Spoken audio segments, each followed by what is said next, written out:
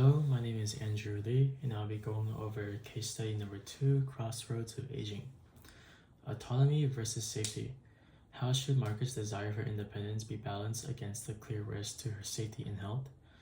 Margaret must have her independence, and that is to be respected. And yet her memory issues and fall point to there being genuine threats to her safety. I think the best compromise is enabling her to stay at home, but with some added support.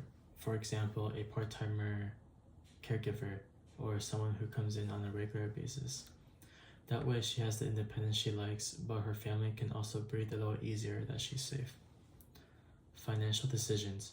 How should Margaret's finances be managed to ensure her care needs are met while also considering the potential inheritance for her children? It's a lot of money involved for sure. David thinks selling the house to pay for assisted living is the best choice, but that would take her out of the home and community she's lived in for decades. A more reasonable approach would be to utilize her savings wisely or even seek outside resources like benefits or insurance in order to help with home care. That would allow her to have the support she needs without giving up the home that gives her a sense of security and stability, and yet saves some for her children.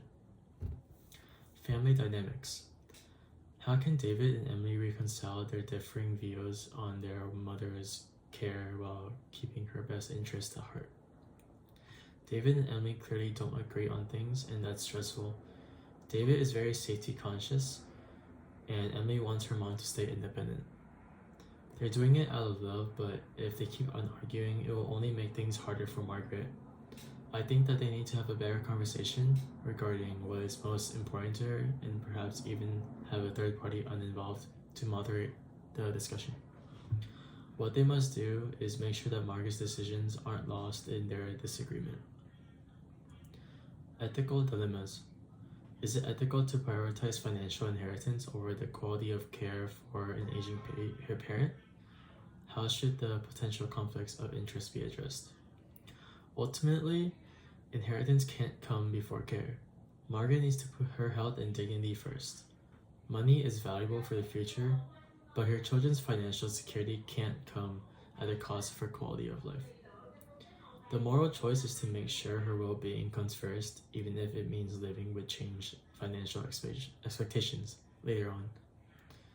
Role of external support.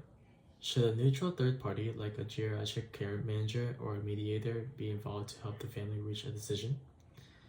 Having an objective third person like a geriatric care manager or a mediator may be a lifesaver in this case.